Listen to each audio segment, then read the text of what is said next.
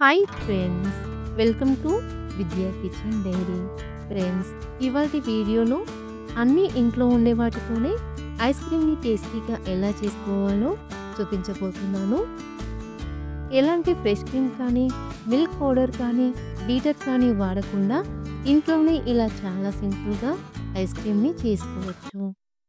ఇలా చేసుకున్న ఈ ఐస్ క్రీమ్ మార్కెట్లో దొరికే ఐస్ క్రీమ్ కంటే కూడా చాలా సాఫ్ట్‌గా, క్రీమీగా ఉంటుంది. మరి ఎంతో సాఫ్ట్‌గా, టేస్టీగా ఉండే ఈ ఐస్ క్రీమ్ రెసిపీని సింపుల్‌గా చేసుకునే ఆ ప్రాసెస్ ఏంటో చూద్దామా?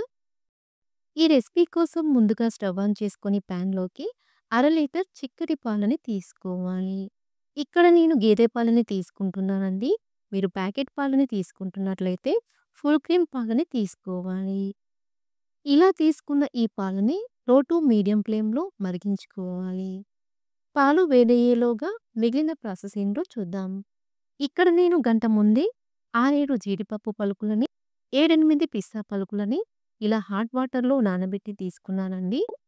ఇలా కనీసం అరగంట, గంట పాటు హాట్ వాటర్‌లో నానబెట్టుకుంటే జీడిపప్పు, పిస్తా పలుకులు బాగా నాని ఇలా సాఫ్ట్‌గా అవుతాయండి. కావాలంటే ఈ పిస్తా పప్పు ప్లేస్‌లో బాదం పప్పునైనా తీసుకోవచ్చు. లేదంటే కేవలం జీడిపప్పుతో అయినా ఈ ఐస్ క్రీమ్‌ని చేసుకోవచ్చు. ఇలా నానబెట్టుకున్న ఈ జీడిపప్పు, పిస్తా పలుకులని మిక్సీ జార్‌లోకి తీసుకోవాలి. ఇందులోనే కొద్దిగా వాటర్‌ని యాడ్ చేసుకొని వీటిని మెత్తగా గ్రైండ్ చేసి తీసుకోవాలి.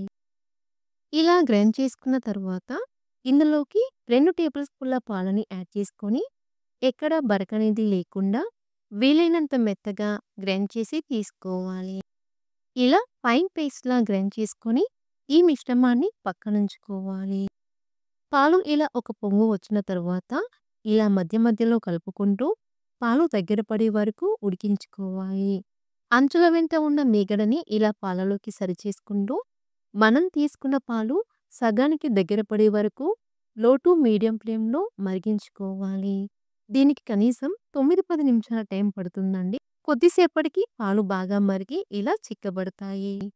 పాలు ఇలా దగ్గర పడిన తర్వాత ఇందులోకి 4, 5 టేబుల్ స్పూన్ల పంచదారని యాడ్ చేసుకోవాలి.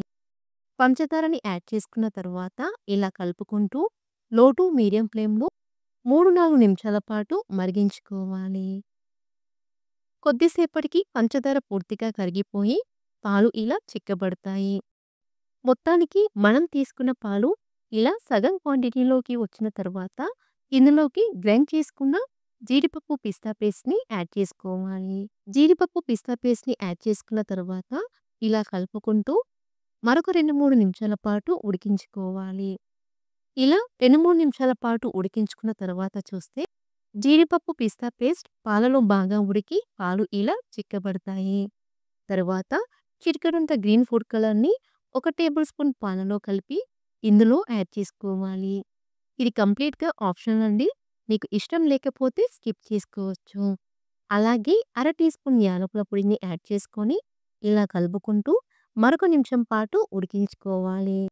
ఇందులో మనం ఎలాంటి ఫ్రెష్ క్రీమ్ కానీ, మిల్క్ పౌడర్ కానీ యాడ్ చేయట్లేదు కాబట్టి కన్సిస్టెన్సీ ఇలా చిక్కగా ఉండేలా చూసుకోవాలి. అప్పుడే మనం చేసుకునే ఈ ఐస్ క్రీమ్ సాఫ్ట్‌గా, క్రీమీగా వస్తుంది.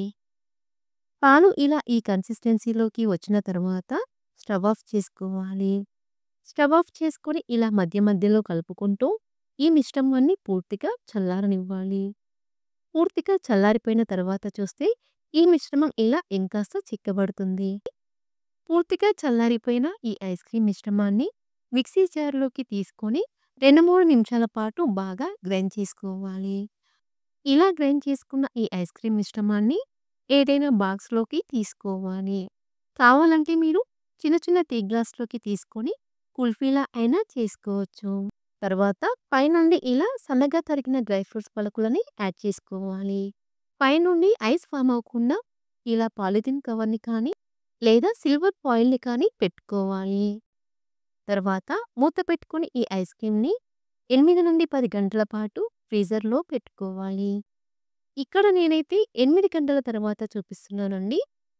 8 గంటల తర్వాత మూత తీసి చూస్తే ఐస్ క్రీమ్ ఇలా చక్కగా రెడీ అయిపోతుంది. పైనుండి సన్నగా తరిగిన డ్రై ఫ్రూట్స్ పలుకులతో గార్నిష్ చేసి తీసుకుంటే ఎంతో టేస్టీగా ఉండే హోమ్‌మేడ్ ఐస్ క్రీమ్ రెడీ. ఎలాంటి ఫ్రెష్ క్రీమ్ కానీ, మిల్క్ పౌడర్ కానీ వాడకపోయినా ఐస్ క్రీమ్ ఎంత సాఫ్ట్‌గా క్రీమీగా వచ్చిందో చూడండి. ఇలా రెడీ చేసుకున్న ఈ ఐస్ క్రీమ్‌ని స్కూపీతో కానీ, లేదా స్పూన్‌తో కానీ సర్వ్ చేసుకోవాలి. ఇలా అన్నీ ఇంట్లో ఉండే వాటితోనే చాలా సింపుల్‌గా, టేస్టీగా ఐస్ క్రీమ్‌ని చేసుకోవచ్చు. ఈ సమ్మర్‌లో మీరు ఈ ఐస్ క్రీమ్ రెసిపీని తప్పకుండా ట్రై చేసి మీకెలా కుదిరిందో మాకు కామెంట్ రూపంలో తెలియజేయండి. సో ఫ్రెండ్స్, ఈ రెసిపీ మీకు నచ్చితే లైక్ చేయండి, మీ ఫ్రెండ్స్‌కి షేర్ చేయండి.